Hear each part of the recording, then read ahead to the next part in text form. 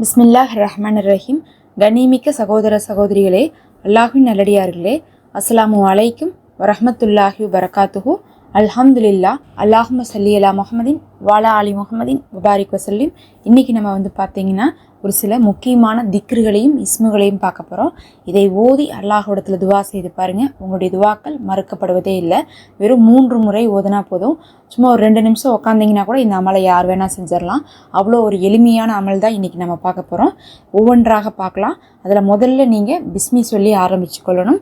அதுக்கு பிறகு சின்ன செலவாத்தா உங்களுக்கு தெரிஞ்சது ஓதிக்கலாம். ஸல்லல்லாஹு அலா முஹம்மது ஸல்லல்லாஹு அலைஹி வஸல்லம் கூட நீங்கள் ஓதிக்கோங்க. அது சின்ன செலவாத்து தான். 3 முறை செலவாத்தை ஓதிக்கொள்ளணும். முதல்ல செலவாத்தை ஓதி ஆரம்பித்ததுக்கு பிறகு ரெண்டாவதாக நஸ்ருன் மினல்லாஹி வ ஃபத்ஹுன் கரீப் அப்படின்னு சொல்லக்கூடிய இந்த ஆயத்தை ஓதிக்கொள்ளுங்க.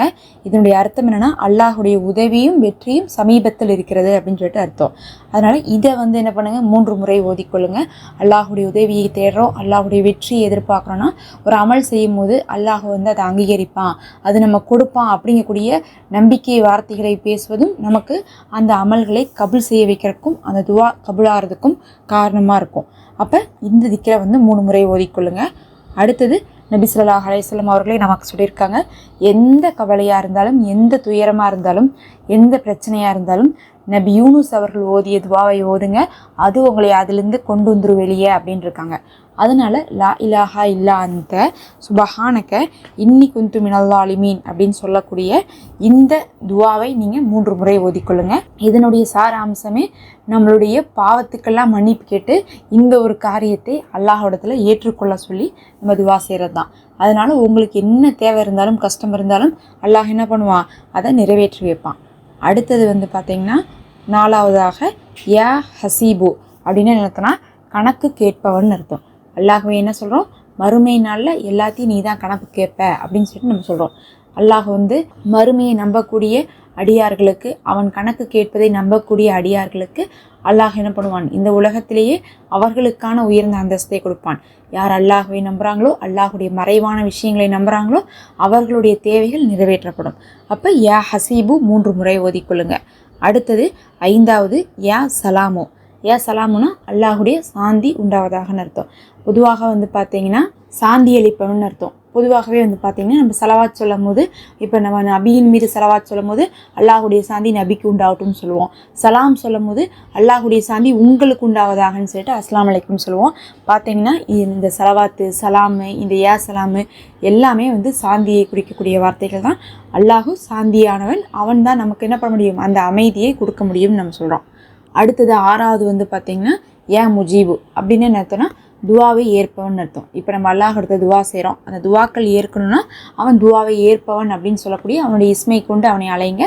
உங்களுக்கு அல்லாஹுடைய புறத்துலேருந்து துவாக்கள் ஏற்கப்படும். அதுக்கு பிறகு யா ஃபத்தாஹு 7வதாக. யா ஃபத்தாஹுன்னா என்னென்னு பார்த்தீங்கன்னா வெற்றி அளிப்பவன் அர்த்தம். இப்போ நம்ம எதுக்காக இந்த அமல் செய்கிறோம், அல்லாஹ் அந்த ஒரு காரியத்தை நமக்கு நடத்தி கொடுக்கணும்னு சொல்லி தான் நம்ம செய்கிறோம்.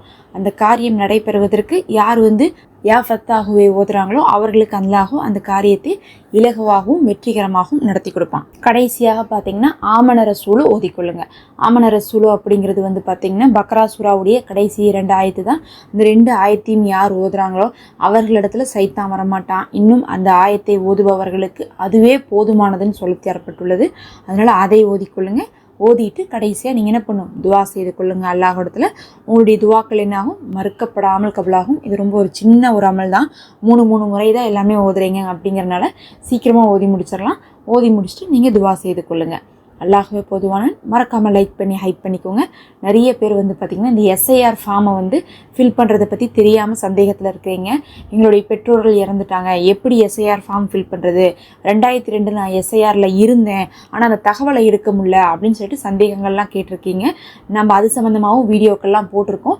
அதனுடைய லிங்க்கை நான் என்ன பண்ணுறேன் உங்களுக்கு ஃபஸ்ட்டு கமெண்ட்டில் கொடுக்குறேன். அதை கிளிக் பண்ணி பார்த்திங்கன்னா எப்படி ஃபார்மை ஃபில் பண்ணணும், ஃபார்மில் எந்த தகவல் நமக்கு தெரியலையோ அந்த தகவலை நம்ம எப்படி எடுக்கிறது, அதுக்கப்புறம் எந்தெந்த இடத்துல எதை எழுதணும், அதுக்கப்புறம் மற்றவங்களுக்கு நம்ம எப்படி ஃபார்ம் ஃபில்அப் பண்ணணும், அந்த மாதிரி எல்லாமே நம்ம கொடுக்கப்பட்டிருக்கோம்.